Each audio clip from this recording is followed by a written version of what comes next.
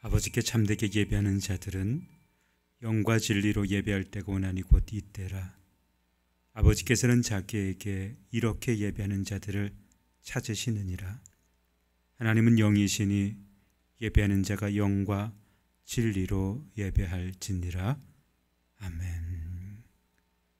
사랑과 은혜가 많으신 하나님, 죽을 수밖에 없는 우리를 불러 거룩하게 하시고 의롭게 하시며 하나님의 백성, 하나님의 자녀가 되게 하셔서 오늘 이와 같이 주님이 행하신 일들을 함께 모여 찬양하게 하시고 예배하게 하시고 존귀와 영광을 주께만 돌리게 하시니 참 감사드립니다. 주님, 우리가 전심으로 주님 바라며 예배하겠사오니 오셔서 우리의 예배를 흠양하여 주옵소서. 오셔서 우리 예배 가운데 임재하여 주사 예배드리는 성도 한 분 한 분들의 심령 가운데 가장 큰 복으로 충만케 하시고 은혜로 덮어 주시옵소서. 예배의 시정 온전히 주께 의탁드립니다. 주께서 주장하여 주시기를 간절히 소원하오며 예수님의 이름으로 기원하옵나이다. 아멘. 다 함께 일어나셔서 거룩하신 하나님을 함께 찬양하도록 하겠습니다.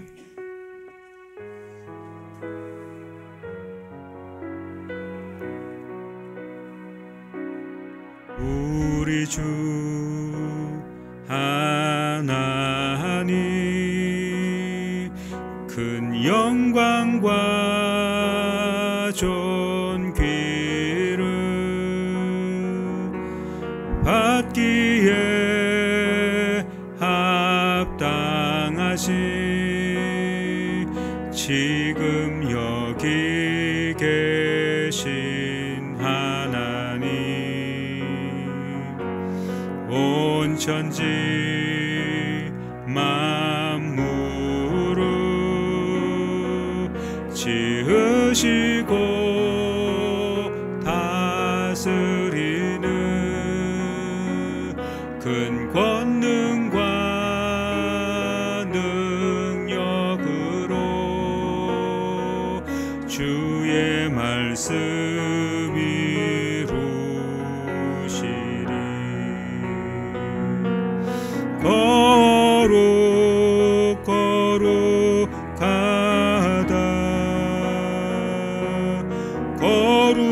거룩하다 주 하나님 곧 전능하시니요.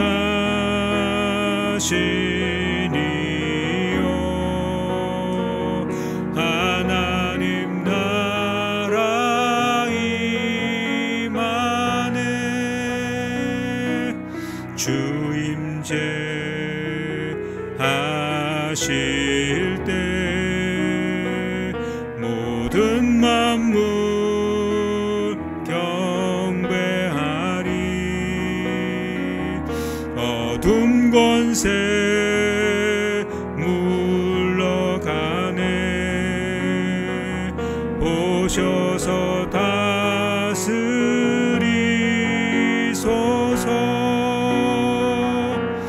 거룩 거룩하다 거룩하다 주 하나님 곧 전능하시니요.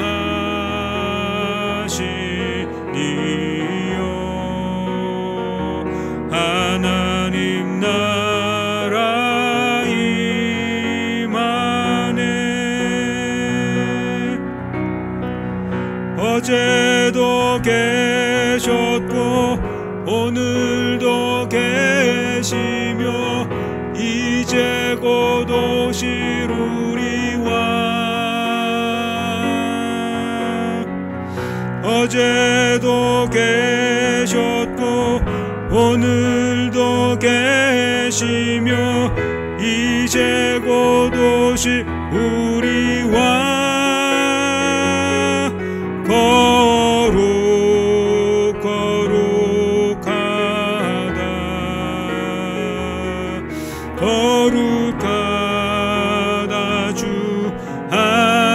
하나님 곧 전능하신 이여 하나님 나라 이 안에. 아멘. 이제는 사도신경으로 우리의 신앙을 고백할 때 가장 크고 분명한 목소리로 우리의 신앙을 고백하도록 하겠습니다. 나는 전능하신 아버지 하나님 천재 창조주를 믿습니다. 나는 그의 유일하신 아들 우리 주 예수 그리스도를 믿습니다. 그는 성령으로 잉태되어 동정녀 마리아에게서 나시고 본디오 빌라도에게 고난을 받아 십자가에 못 박혀 죽으시고 장사된 지 사흘 만에 죽은 자 가운데서 다시 살아나셨으며 하늘에 오르시어 전능하신 아버지 하나님 우편에 앉아 계시다가 거기로부터 살아있는 자와 죽은 자를 심판하러 오십니다. 나는 성령을 믿으며 거룩한 공교회와 성도의 교제와 죄를 용서받는 것과 몸의 부활과 영생을 믿습니다. 아멘. 다 함께 자리에 앉아서 영광의 찬송을 우리 하나님 앞에 올려드립니다.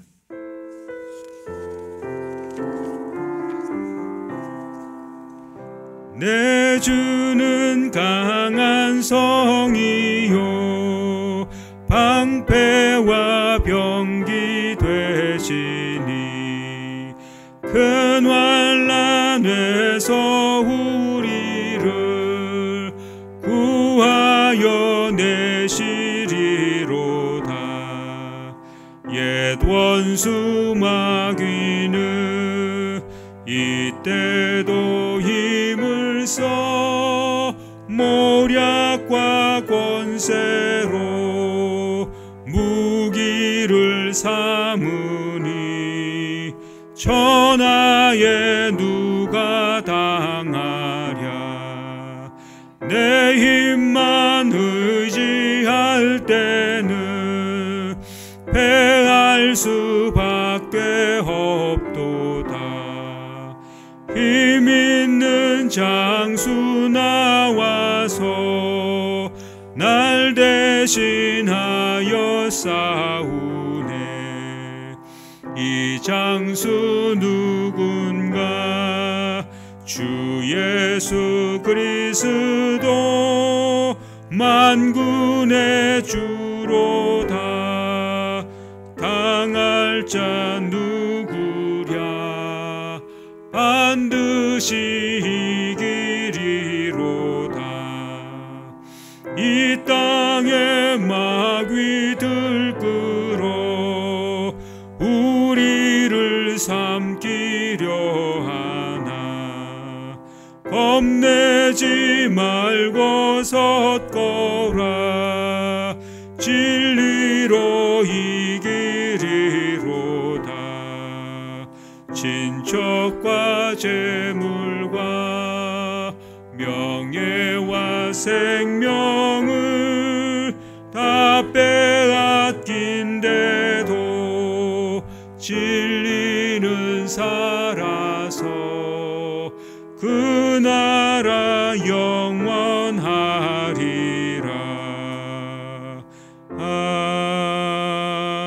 아멘. 이 예배를 위해서 권명희 권사님께서 나오셔서 기도해 주시겠습니다.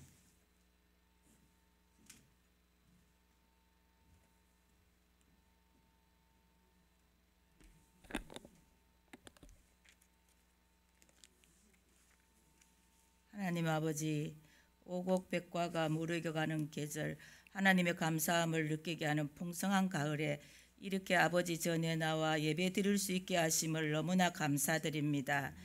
어려운 상황 속에서도 하늘의 소망을 가지고 살아갈 수 있게 하심도 감사드립니다. 정상적인 예배를 드리지 못하고 걱정이 되어 마스크를 착용하고 예배를 드립니다. 하루빨리 코로나19에서 벗어나 마음 놓고 하나님 전에 드나들 수 있게 하옵시고 즐거운 마음으로 하나님을 찬양하며 말씀 듣고 삶의 윤택함으로 살아갈 수 있게 하옵소서.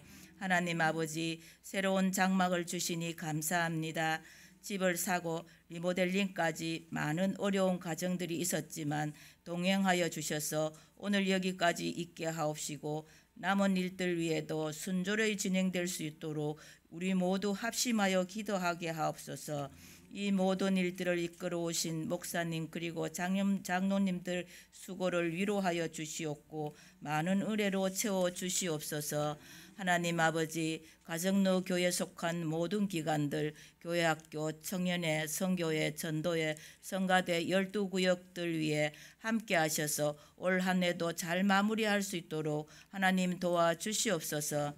하나님 아버지, 우리 가정로 교회가 하나님의 나라를 세우는 교회 되게 하옵시고 말씀에 순종하고 서로 사랑하며 세상을 섬기는 교회 되게 하옵소서. 말씀을 전하실 목사님 영육간에 강건함으로 채워주시옵고 전해주신 말씀을 통하여 한 주간의 삶이 복된 삶이 되게 하옵소서. 이 모든 말씀 예수님 이름으로 기도드립니다. 아멘.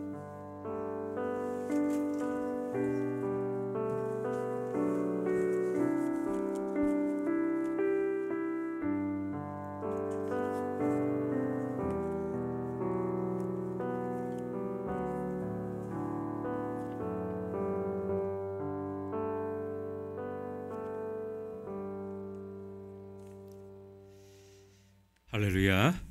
일부 예배 나오신 모든 분들을 환영하고 축복합니다. 또 이곳에 있지 못하지만 영상으로 예배드리는 모든 주의 백성들 가운데 우리 하나님께서 이곳에서 예배드리는 것과 동일한 은혜를 베풀어 주시기를 간절히 소원합니다. 오늘 우리 가운데 주신 하나님 말씀 함께 보겠습니다. 에베소서 2장 8절부터 10절까지 말씀입니다.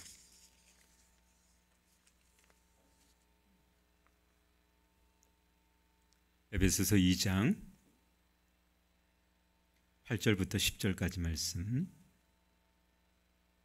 제가 가지고 있는 성경책으로는 신약성경 311쪽이 되겠습니다. 신약성경 311쪽 에베소서 2장 8절부터 10절까지 말씀입니다. 이 말씀을 저와 여러분이 천천히 함께 합독하도록 하겠습니다. 8절부터 말씀을 합독합니다.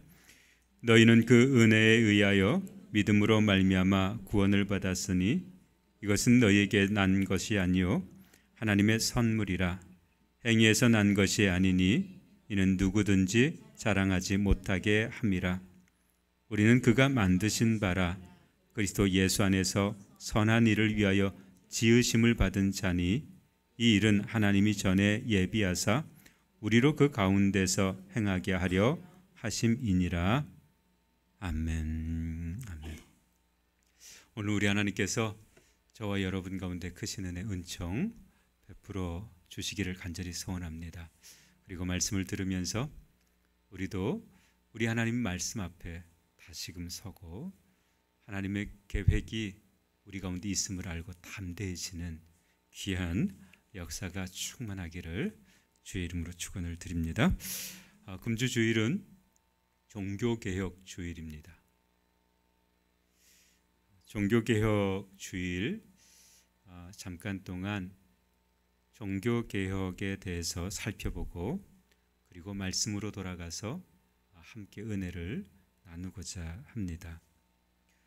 종교개혁은 로마 카톨릭 교회와 그 제도에 대한 내부의 저항으로부터 시작이 되었습니다.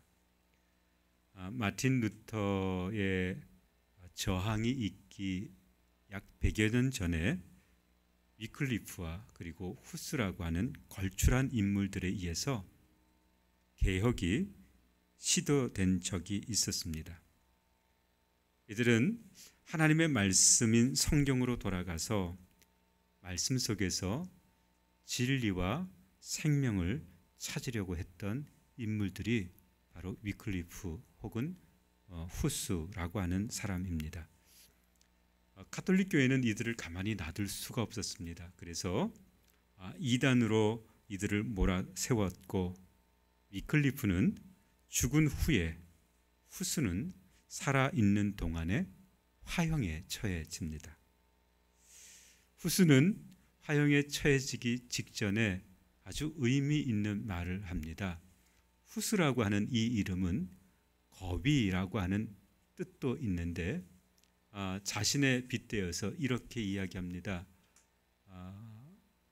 지금은 거위를 불에 구워 말할 수 없게 하지만 100년 후면 아무리 태워도 태워지지 않는 입을 가진 사람이 나타날 것이다. 이렇게 아주 의미 있는 말을 합니다. 그 100년 후에 나타났던 인물이 누구인가 하면 바로 마틴 루터라고 하는 종교개혁자였습니다.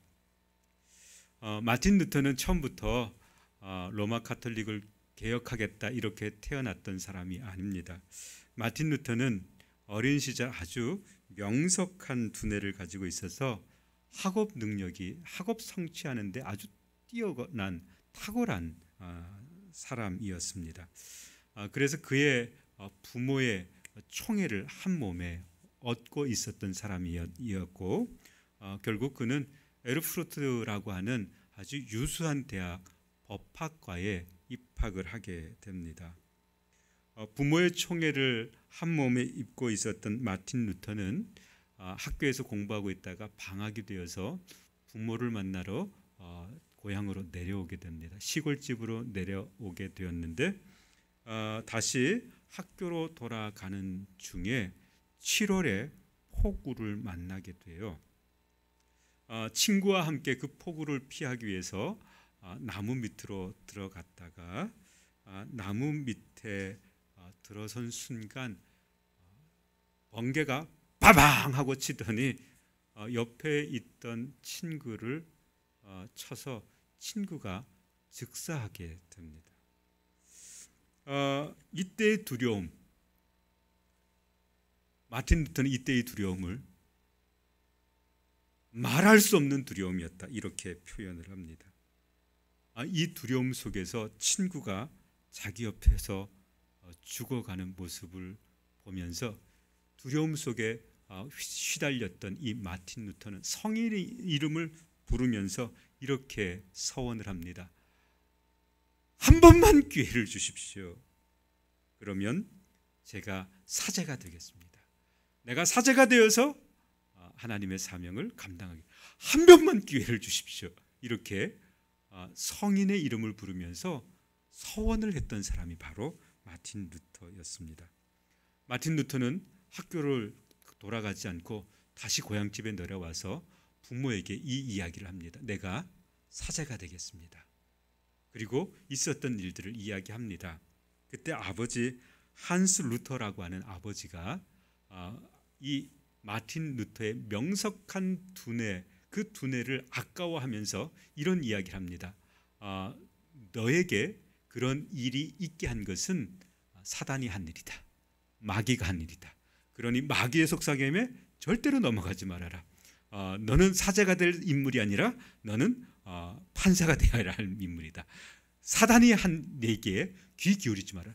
아무리 아버지가 그에게 이렇게 이야기해 주었고 설득했지만 마틴 루터는 아버지를 따를 수가 없었습니다. 그래서 결국은 수도원의 사제가 되죠. 이 사제가 된 마틴 루터는 수도원의 계율이 아주 엄격했음에도 불구하고 한순간도 자신의 일을 게을리한 적이 없었습니다. 수도원에서는 걸음걸이 그리고 식기를 짚는 것 이런 것도 규율에 따라야 했습니다. 어떻게 말아야 하는지 또 언제 어디를 주시하고 주목해 봐야 하는지도 계율에 따라야 했습니다. 뿐만 아니라 수도사들에게는 새벽 미사부터 시작해서 아침 6시 그리고 오전 9시 그리고 정오 12시에 미사를 드려야 하는 일도 있었습니다. 그들은 거친 속옷을 입어야 했습니다. 추운 겨울에도 거친 속옷을 입고 온몸으로 지내는 것 이게 하나님을 기쁘시게 하는 일이다 라고 생각하면서 그런 일들을 마다하지 않았습니다. 루터는 심지어 종종 사흘 동안 물을 마시지도 음식물을 입에 대지도 안고 지냈던 적이 종종 있었습니다. 그만큼 루터는 신실한 사람이었습니다. 그래서 루터의 체중은 언제부터 늘어났는가 하면 종교개혁을 시도한 이후부터 루터는 체중이 늘었다. 이렇게 할 정도로 루터는 자기의 엄격한 규율과 신실함, 그것에 자기를 내맡겼던 사람이 바로 루터였습니다. 마틴 루터는 다른 수도사와는 달랐습니다.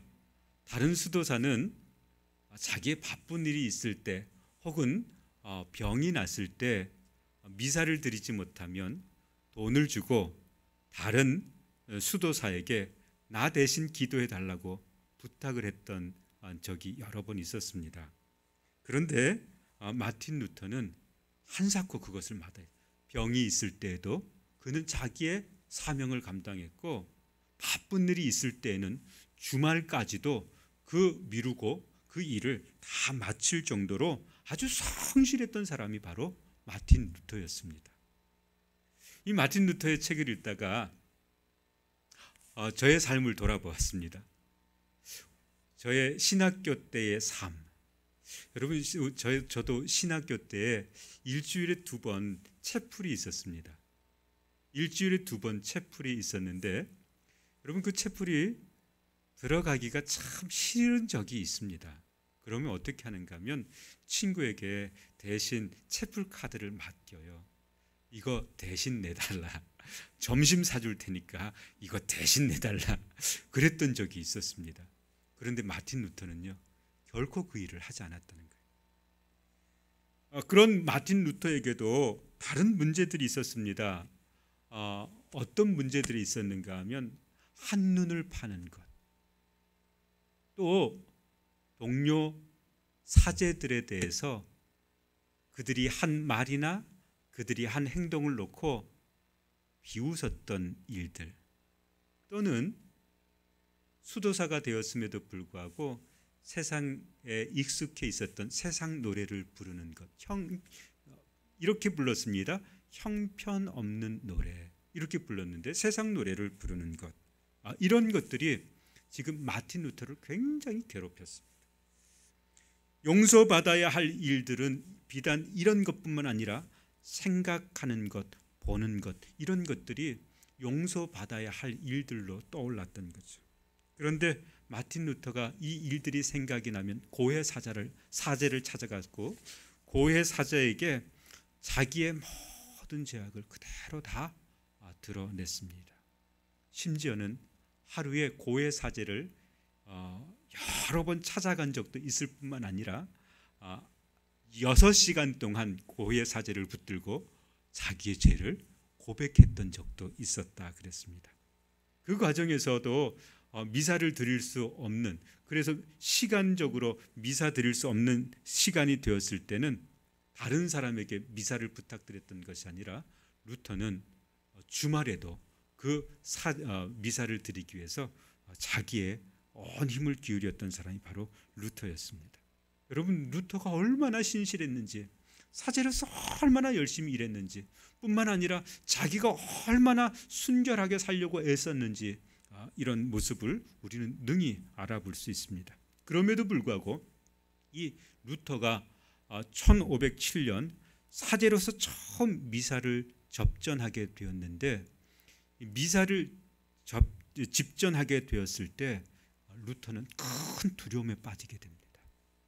왜냐하면 난생 처음 온 땅의 심판자이신 하나님께 직접 내가 이야기를 해야 했기 때문에 그렇습니다.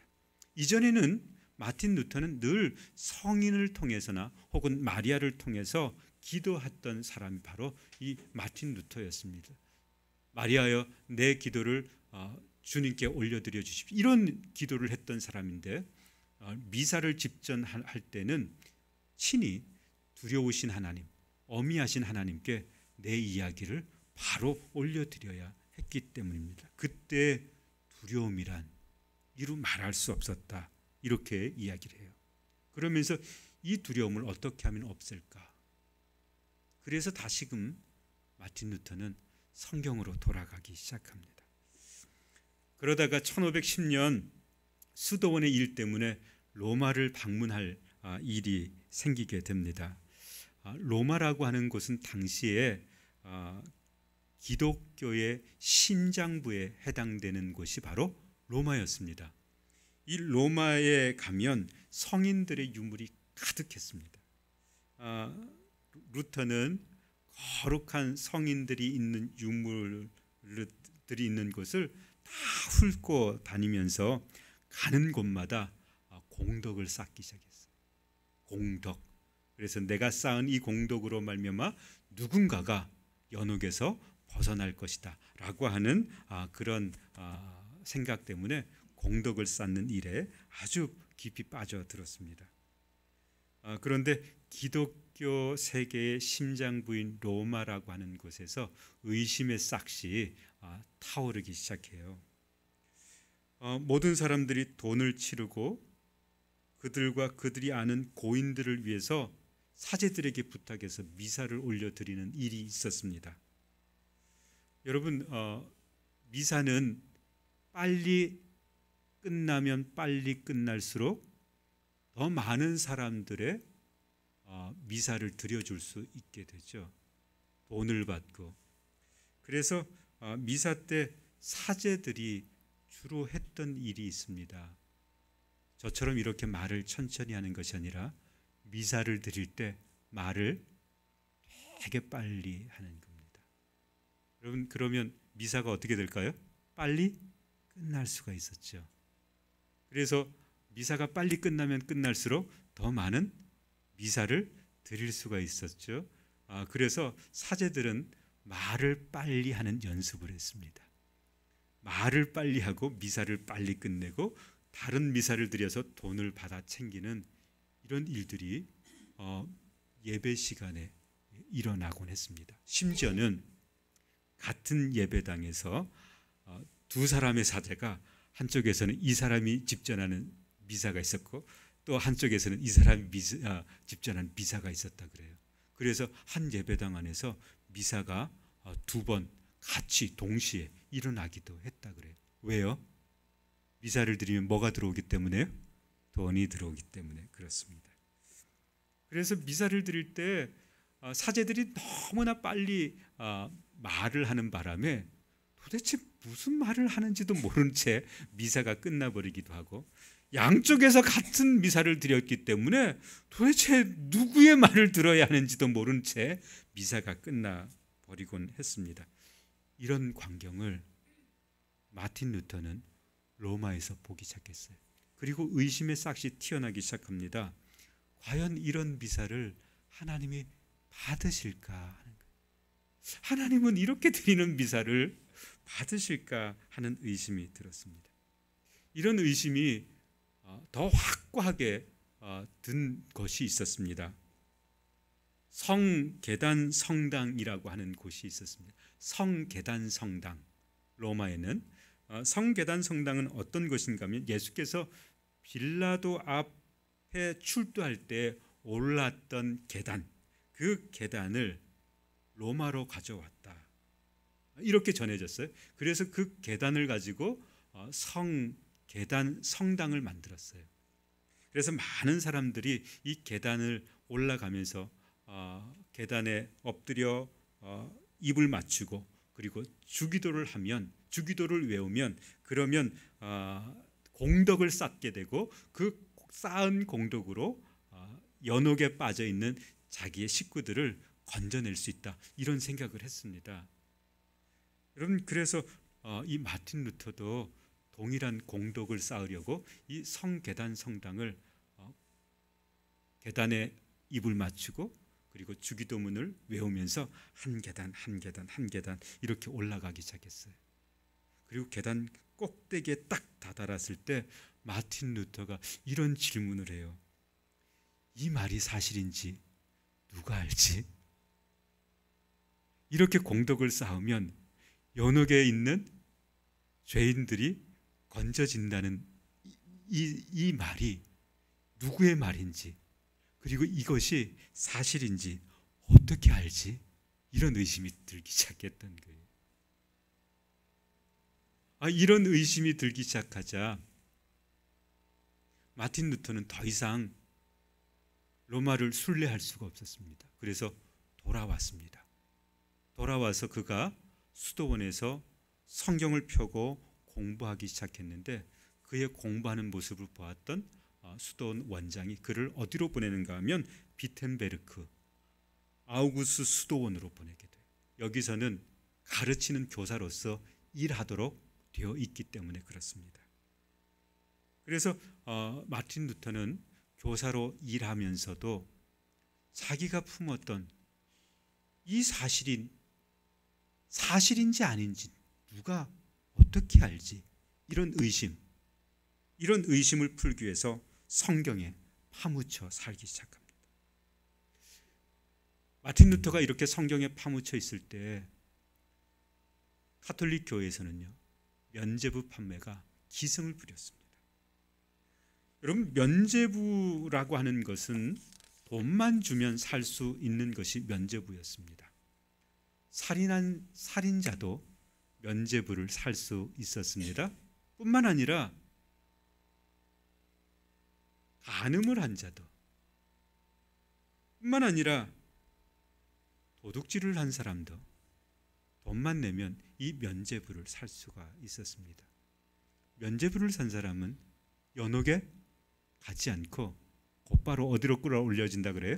천국으로 올라갈 수 있다. 그래서 면죄부를 사는 것이 당시에 아주 비일비재하게 있었습니다. 당시에 이 로마라고 하는 로만 카톨릭 교회는 돈이 많이 필요했습니다. 왜냐하면 로마라고 하는 곳이 교황이 있었던 곳인데 이 교황이 있었던 이 로마의 교황이 한 100여 년간 빈 적이 있었습니다.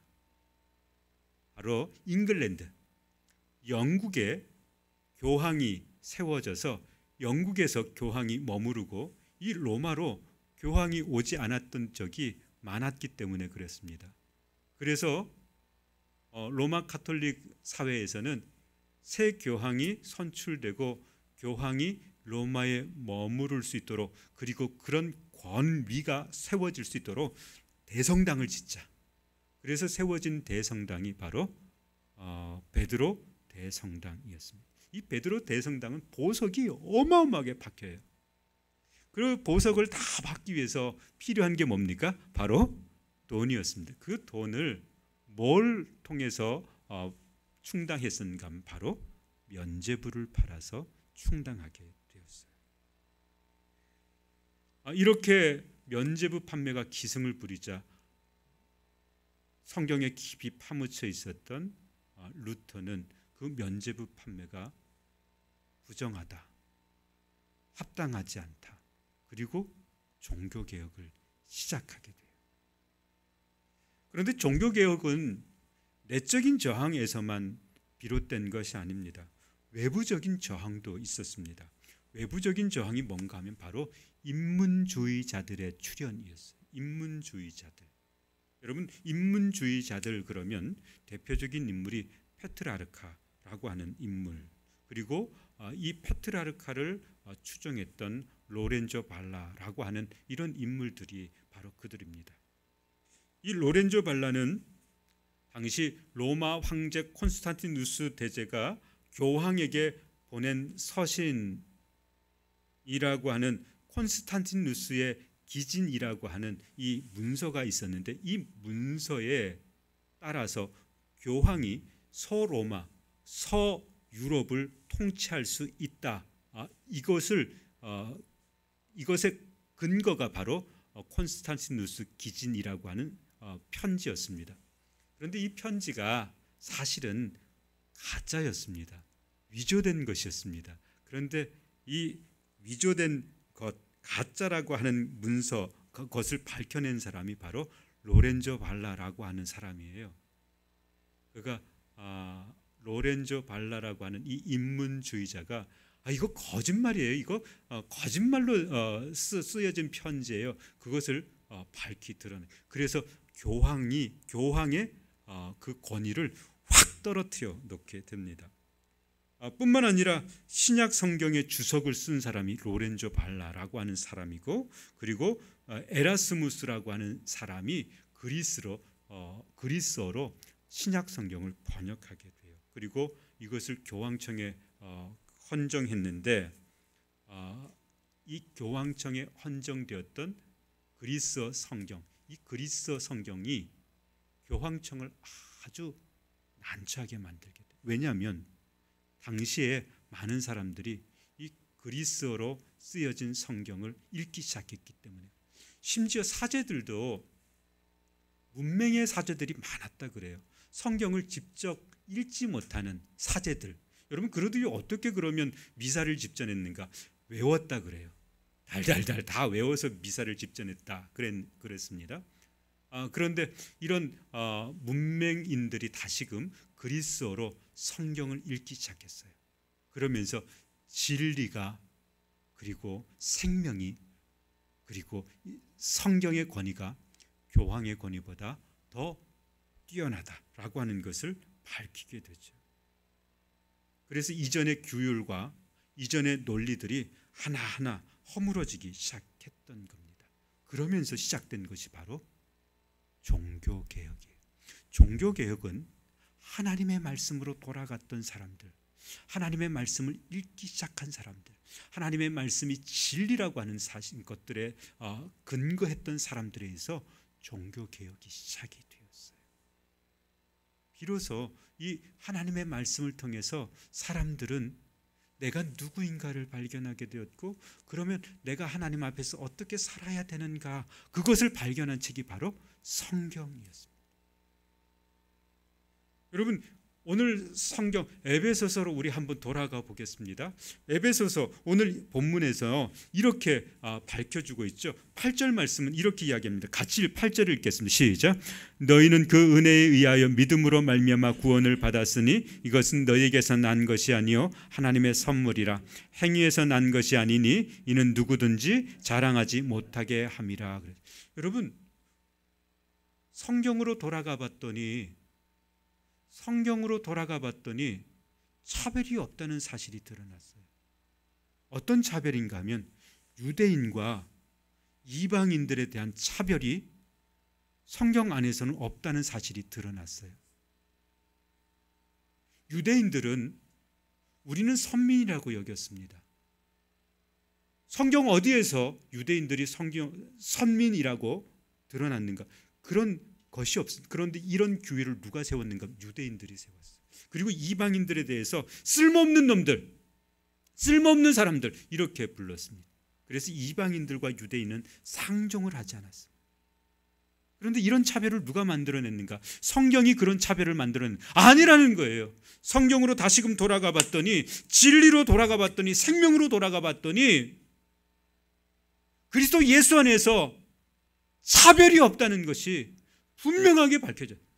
구원은 하나님이 주신 선물이다라고 하는 사실을 알게 되었습니다. 여러분, 그래서 유대인과 이방인들에 대한 차별이 없다는 것을 알게 되었을 때 이방인들에게도 사명이 있다는 것을 알게 돼요. 사명이. 그리스도께서 십자가에 달리셔서 새 생명을 얻었던 이방인들, 그 이방인들도 하나님은 놀라운 계획을 가지고 그들을 구원의 반열로 옮기셨다. 그들을 향하신 하나님의 계획이 있었다라고 하는 것을 분명히 알게 됩니다. 그때부터 이방인들에게도 사명이 생기기 시작해요. 그 사명이 뭔지 압니까? 그 사명을 오늘 성경은 이렇게 쓰고 있습니다. 오늘 성경은 이렇게 말씀하고 있어요. 17절 18절입니다. 17절 18절 우리 같이 한번, 우리가 읽지는 않았지만 여러분이 가지고 있는 성경 17절 18절을 같이 한번 읽게. 시작. 또 오셔서 먼데 있는 너희에게 평안을 전하시고 가까운 데 있는 자들에게 평안을 전하셨으니 이는 그로 말미암아 우리 둘이 한 성령 안에서 하나님께 나아감을 얻게 하려 하심이라. 여러분, 이방인들에게도 사명이 있다는 거예요. 그 사명이 뭔가 하면 평안케 하는 사명, 평강을 얻게 하는 사명, 평화를 누리게 하는 사명, 하나 되게 하는 사명.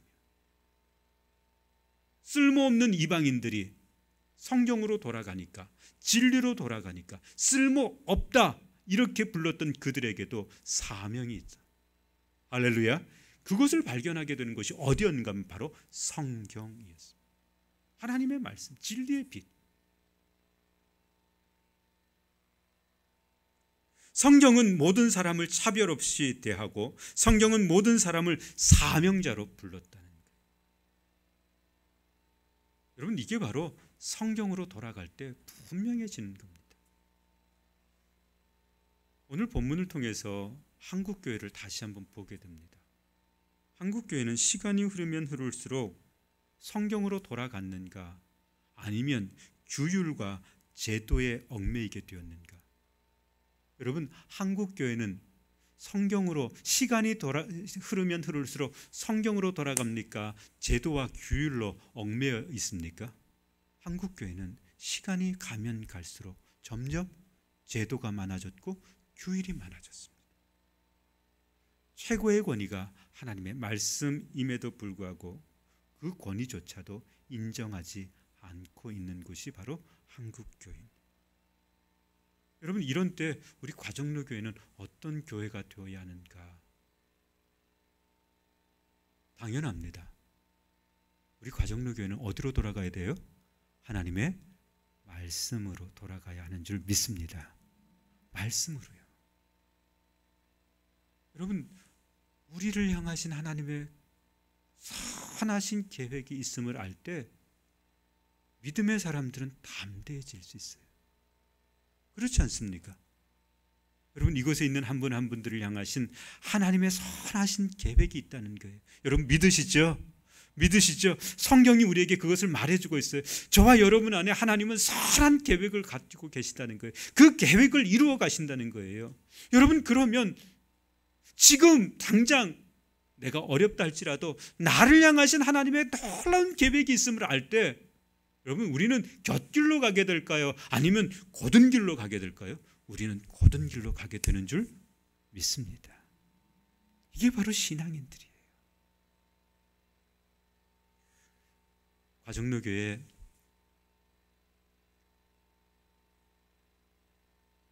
창립일이 언제인지 아세요? 과정로교회 창립일?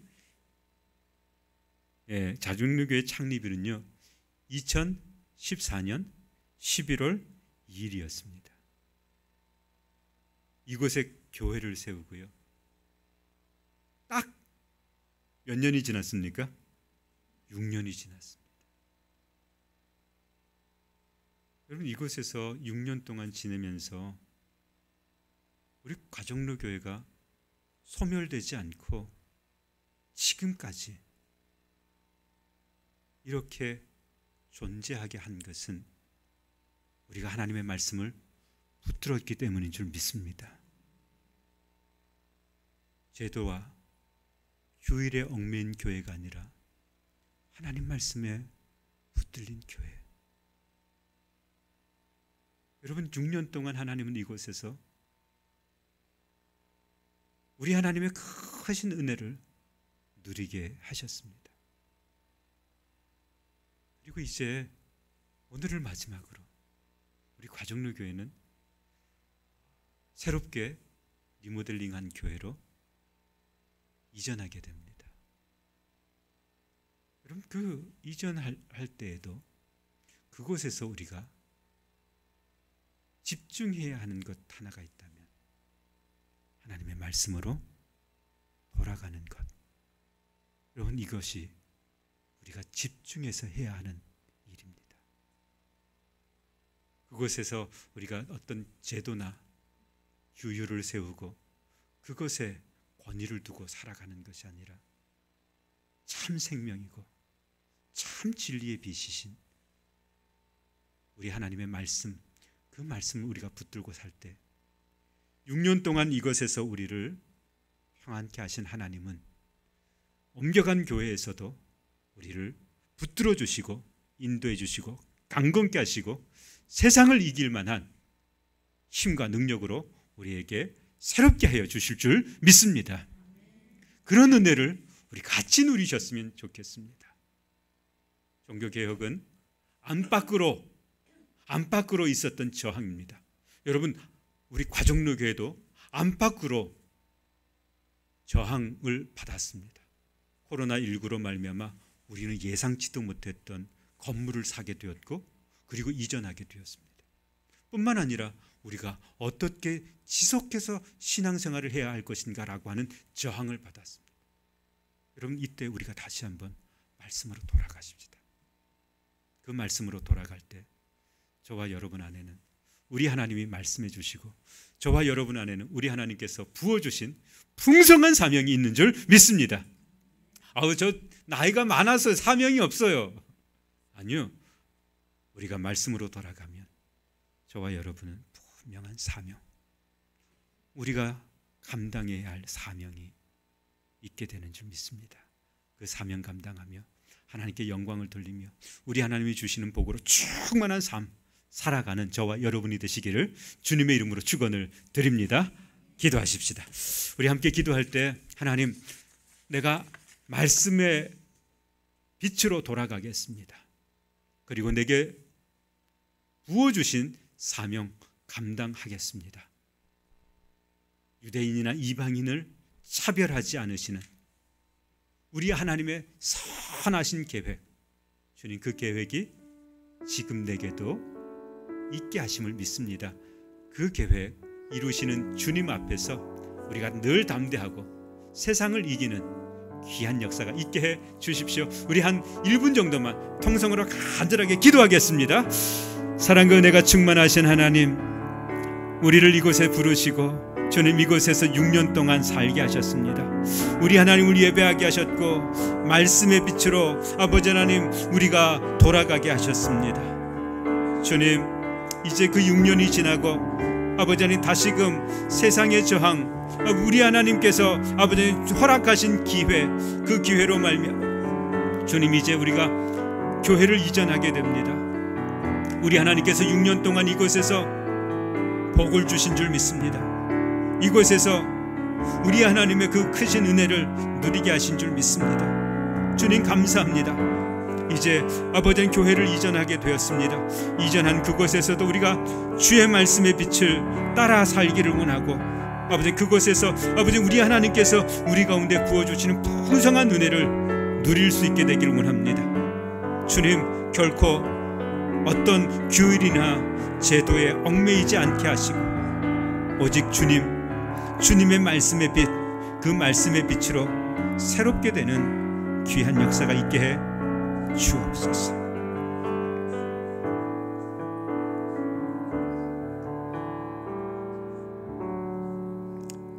모든 것 주께 의탁드리오며 예수님의 이름으로 기도하옵나이다. 아멘. 이 시간 감사로 우리 하나님 앞에 예물을 올려드리겠습니다.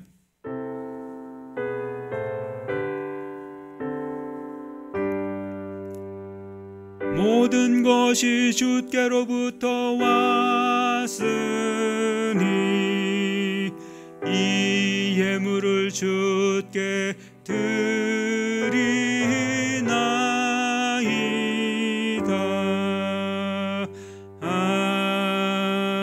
아멘. 사랑과 은혜가 풍성하신 하나님, 오늘 이곳에서 6년 동안 우리를 지켜주신 하나님, 흥왕케 하신 하나님, 산성이 되시고 반석이 되신 하나님, 그 하나님께 이 장소에서 마지막으로 예배하게 하신 감사드립니다. 주님, 우리가 다시금 하나님의 말씀의 빛으로 돌아갈 수 있도록 우리에게 말씀하여 주셨사오니 말씀 가운데 거할 수 있도록 주의 영으로 우리를 붙잡아 주시고 충만케 하옵소서. 이 시간 감사로 드리는 예물, 주님 그 손길을 기억하시고 그 형편과 처지에 따라 우리 하나님이 복을 주시되 부족한 것 없게 하시고 강건하게 하시고 많은 사람들을 세울 수 있는 복된 손길이 될 수 있도록, 복된 마음이 될 수 있도록, 복된 상황이 될 수 있도록 우리 하나님 허락해 주시옵소서. 한 주간의 삶 주의 손에 의탁드리오니 주장하여 주시기를 간절히 원하올 때에 모든 말씀 예수님의 이름으로 축복하며 기도하옵나이다. 아멘. 할렐루야. 우리 앞뒤 좌우에 계신 분들에게 사랑합니다, 축복합니다, 그렇게 좀 인사를 나누셨으면 좋겠습니다. 네, 사랑합니다, 축복합니다. 교회 소식 몇 가지만 좀 알려드리겠습니다. 예배 안내인데요. 예배는 우리가 계속해서 수요기도회, 새벽기도회 같은 시간대에 모이고 있고요. 1부, 2부, 3부로 주일 예배는 나누어서 예배 드리고 있습니다. 여러분 꼭 기억하시고 새벽 예배에도 또 수요 기도에도 함께 와 주시면 좋겠습니다. 매일의 양식, 여러분 주보 보시면서 매일의 양식대로 따라 읽어주시고 그리고 함께 묵상해 주시고 그 말씀 속에서 들려주신 우리 하나님의 음성 함께 나누었으면 좋겠습니다. 과정로교회 이전에 관한 것입니다. 이제 리모델링한 교회가 거의 마지막 완공이 얼마 남지 않았습니다. 이제 저희 교회도 이전을 해야 되거든요. 그래서 저희 교회는 금요일 날 모든 집기들을 다 이전하게 됩니다. 이전하게 되고 이제 토요일부터는 그쪽에서 새벽 기도를 하고 주일 예배도 그쪽에서 드립니다. 주일날 이쪽에 와봤더니 아무도 없고 교회가 어떻게 됐지? 폭삭 망했나? 뭐 이렇게 생각하실 수도 있는데 저희 교회 어떻게 됐다고요? 예, 리모델링한 교회로 완전히 다 이전하게 되었다. 여러분 꼭 기억하시고요. 다음 주부터는 예배 드리러 여기 오시면 안 되고요. 어디로 오셔야 된다고요? 새로 이전한 교회로 오셔야 되는 거 꼭 기억하시고요. 저도 가끔 이렇게 습관적으로 이쪽으로 올 수도 있어요. 습관적으로. 그런데 자꾸 의도적으로 어떻게 해야 됩니까? 우리 교회 이전했다. 우리 교회 이전했다. 그래서 이전한 교회로 오시면 좋겠습니다. 다음 주가요. 저희 과정로교회 창립 6주년 기념 주일이고요. 또 입당 예배를 드리는 주일입니다. 그래서 코로나19로 말미암아 행사는 많이 축소되었어요. 우리 권사님 한 분이 그런 얘기를 하더라고요. 주변에서 이렇게 이야기하는데 입당 예배 드린다면서요? 이전 예배 드린다면서요? 우리도 가도 돼요? 이러면서 내가 많은 사람 데리고 갈 수 있는데 이렇게 얘기하더래요. 사람 많이 데리고 갈 수 있는데 그랬더니 우리 권사님 뭐라 그러는지 알아요? 안 돼요. 그랬대요. 안 돼. 당신하고 한두 사람만 오시면 돼요. 그랬대요. 지금 코로나19가 이렇게 확산되는 바람에 계속해서 우리가 행사들을 축소해요. 그런데 우리만 저 교회 입당하면 안 되잖아요. 그렇죠? 여러분 꼭 한 분씩 이렇게 같이 오시고자 하시는 분이 있다면 한 분 정도는 꼭 모시고 오셔서 함께 예배 드리시면 참 좋겠다 여겨져요. 1부, 2부, 3부 예배를 나누어서 예배 드리고요. 입당 예배 때 강사분은 평화교회 임대식 목사님이 오셔서 축복해 주시고 또 하나님의 말씀도 전해 주십니다. 오셔서 함께 말씀을 나눠 주시면 좋겠고요. 기념품 나누고 떡도 함께 나눕니다. 우리 자녀들은요. 맥도날드에서 맥도날드 세트를 햄버거 세트를 나눠 주려고 해요. 아이들은 떡이 별로 반갑지 않거든요. 떡이 반갑지 않은 아이들에게는 우리가 햄버거 세트로 그렇게 아이들에게 선물을 주려고 합니다. 여러분 기억하시고요. 함께 오실 분들 모시고 오셔서 함께 예배 드리시면 좋겠다 여겨집니다. 10월 절기 및 행사들 보시고요. 그리고 더 큰 감사가 있도록 감사 내역 보시면서 여러분 기도해 주시고 축복해 주시고 그리고 손 잡아 일으켜 주시고 그러시면 참 좋을 것 같습니다. 우리 다 같이 일어나셔서 마지막 찬양으로 우리 하나님 앞에 영광을 올려드리겠습니다.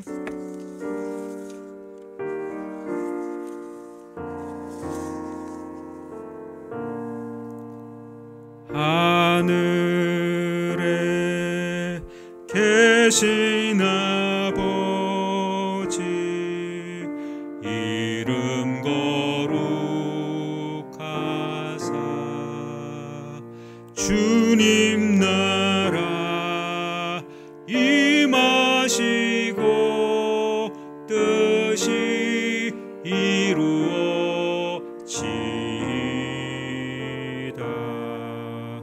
일용할 양식 주시고 우리들의 죄 다 용서하옵시고 또 시험에 들게 마시고 악에서 구원하소서. 대개 주의 나라 주의 권세 주의 영광 영원히